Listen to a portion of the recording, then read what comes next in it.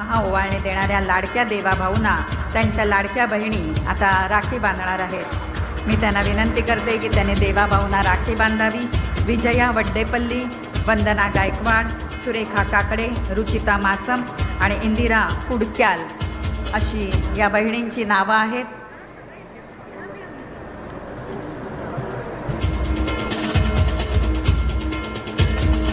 भाऊ म्हणजे आपुलकीची हाक आहे, भाऊ म्हणजे दुःखातील खंबीर साथ आहे आणि बहिणींना खंबीरपणे साथ देणारे देवाभाऊ त्यांच्या लाडक्या बहिणी त्यांना राखी बांधत आहेत।